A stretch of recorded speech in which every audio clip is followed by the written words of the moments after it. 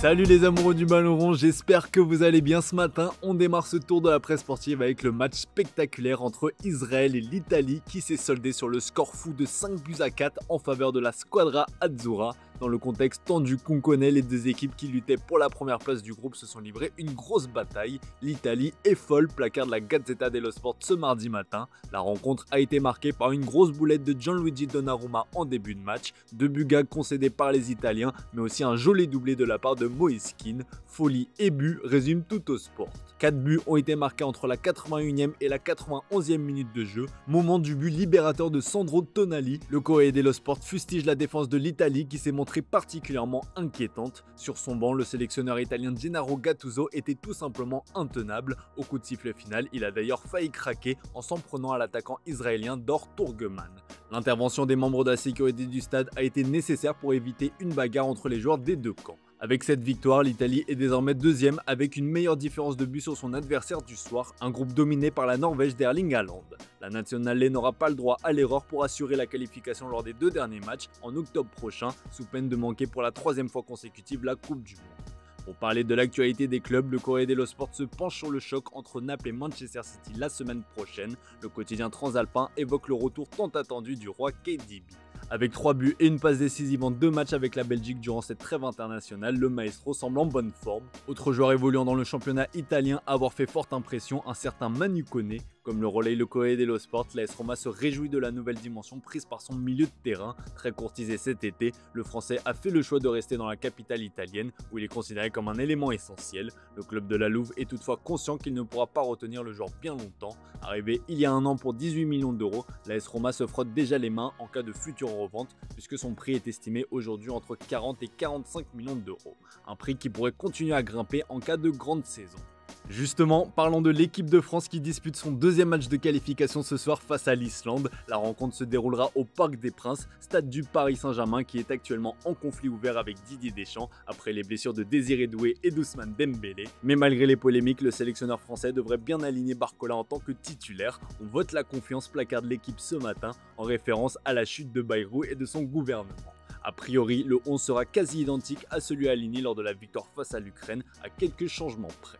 Marcus Thuram va avoir l'opportunité de bousculer la hiérarchie, tout comme Théo Hernandez. Le défenseur français qui a choisi de s'exiler en Arabie Saoudite cet été en signant à Al Hilal aura l'occasion de faire changer David Dédé qui préfère plutôt Lucas Digne pour le moment. Une chose est sûre, la rencontre des Bleus sera particulièrement scrutée du côté du Paris Saint-Germain, surtout si malheur arrivait à Bradley Barcola. Mais pour le journal Le Parisien, ce n'est pas le moment de se déchirer. Il faudra faire le boulot face à l'Islande et repartir avec les 3 points de la victoire. Dédé c'est sous pression, surtout que l'ombre de Zinedine Zidane plane toujours. Si on sait que le natif de Bayonne dira au revoir à l'équipe de France après la Coupe du Monde, on ne connaît toujours pas l'identité de son successeur, du moins officiellement. Car en coulisses, l'équipe indique dans ses colonnes que Zidane se prépare en silence à prendre les rênes de l'équipe de France. Zizou observe attentivement les joueurs et les compétitions auxquelles participent les joueurs éligibles à la sélection.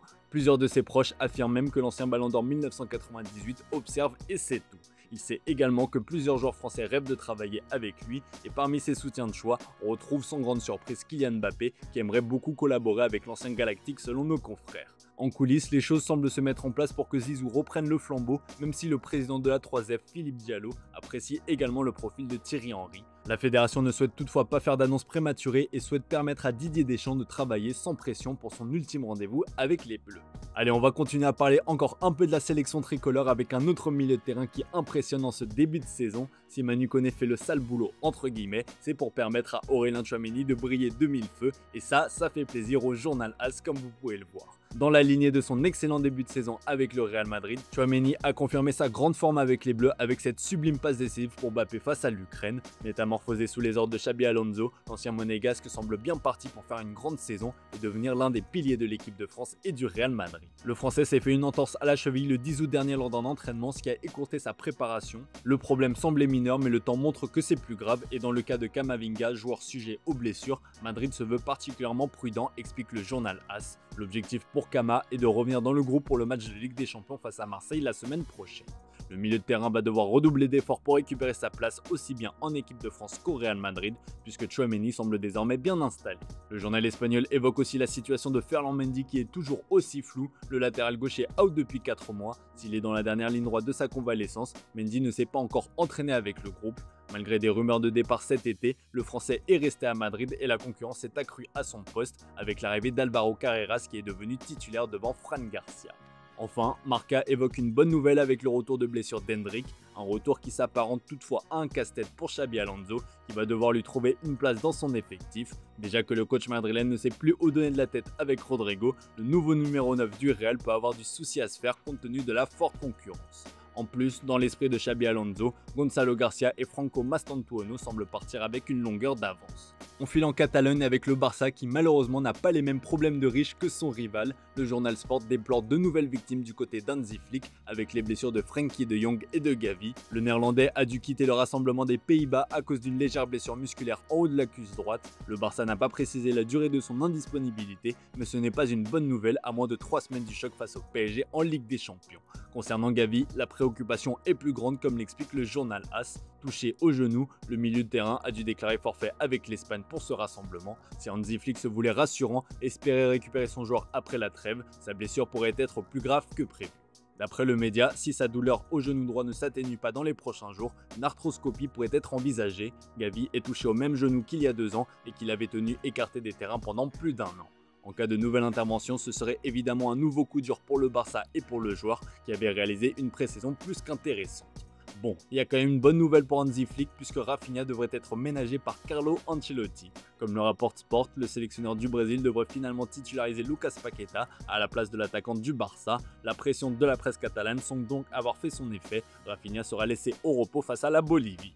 On termine ce tour de la presse sportive avec l'Angleterre qui s'apprête à disputer un gros match ce soir face à la Serbie. Premier de son groupe de qualification, les Three Lions ont l'occasion de prendre leur distance sur leur dauphin. Harry Kane et ses coéquipiers sont attendus au tournant. Le Daily Mirror accorde d'ailleurs sa une à l'attaquant du Bayern Munich qui répond aux critiques de l'un de ses prédécesseurs, un certain Michael Owen. Le Ballon d'Or 2001 avait vivement critiqué le serial buteur anglais sur son choix de quitter Tottenham pour le Bayern Munich, un choix qui selon lui était seulement motivé par son désir de remporter des titres. Kane se défend aujourd'hui en expliquant que c'était pour se maintenir au plus haut niveau. La presse attend désormais qu'il en fasse de même avec la sélection anglaise en remportant des titres. Kane est sous pression, tout comme Thomas Tuchel qui fait face à son premier gros test depuis sa prise de fonction, comme l'explique le Daily Star. Il s'est écoulé 328 jours depuis sa nomination, note le tabloïd. En 5 matchs, il a remporté 4 victoires, mais il n'a pas encore été véritablement mis à l'épreuve.